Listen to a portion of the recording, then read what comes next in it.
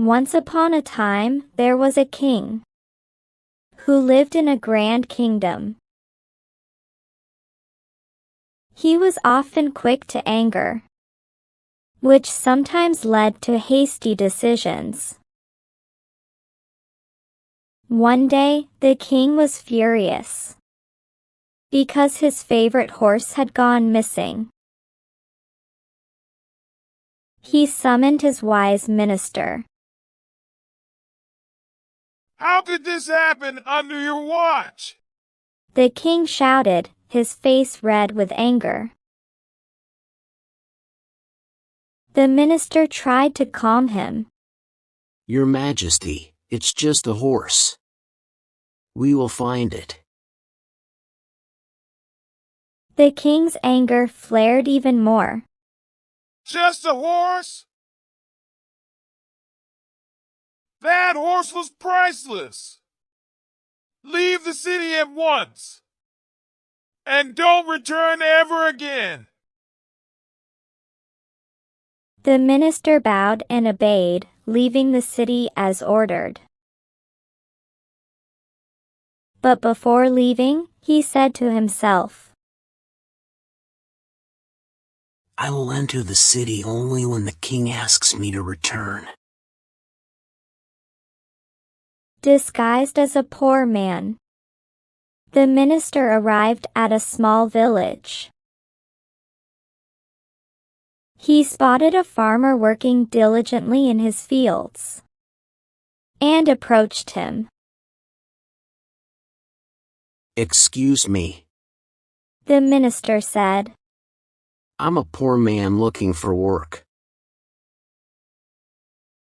Could you give me a job? I will do any task you need. The farmer looked up and smiled. Of course. There is always plenty of work to do here. You can start by helping me plow the fields and take care of the animals. We rise early, but there is always a warm meal at the end of the day. Will you join me? The minister nodded eagerly. Thank you. I won't disappoint you. Great. Let's start with feeding the chickens, and then move on to the cows. The farmer said, handing over to the minister a sack of feed.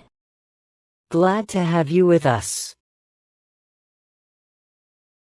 The minister settled into his new role as the farmer's servant. Each day began before the sun came up. He would start by milking the cows and then the goats, filling buckets with fresh milk.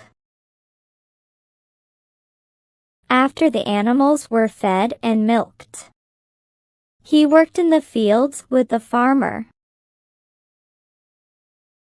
They plowed the land, planted seeds, and pulled weeds together.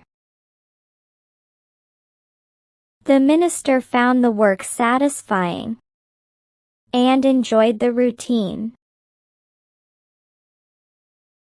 At midday, they took a break for a hearty meal, where the minister would sit with the farmer and his family. In the afternoons, he helped repair fences and gather firewood. As the sun set, the minister felt proud. His hands were rough, and his clothes were often dusty, but he was happy with his work. The farmer was impressed, and they became good friends. Many days passed, and the king started missing his friend. He wanted the minister to come back, So he sent his men in search of the minister. They looked for him everywhere, but could not find him. The king muttered to himself, I have been searching for the minister everywhere. How can I possibly find him? Suddenly, he had a great idea. I have got it. He exclaimed. I know how to find him now. He announced a reward of 1,000 gold coins for any man who would come to the court in half light and half shadow. The king knew that the minister would not be able to resist this challenge. The minister heard of the king's proclamation. He wanted to repay the farmer for his kindness. He asked the farmer if he had heard of the king's proclamation. Yes. But how is it possible to go in half light and half shadow? Asked the farmer. The minister asked the farmer to follow his instructions. He said to the farmer, Go to the palace carrying a cot on your head. Thus, you will be half in light and half in shadow. So the farmer went to the palace, carrying the cot on his head. The king was very happy and said, Oh man, before I give you your reward, tell me if this was really your idea or somebody else's. The farmer was scared and spoke the truth. He said, A poor man, who has been staying with me for the past few weeks, gave me this idea. The king knew that this poor man could be none other than the minister himself. He gave the farmer his reward and sent his men to the farmer's house to bring the minister back. The minister promptly returned to the palace.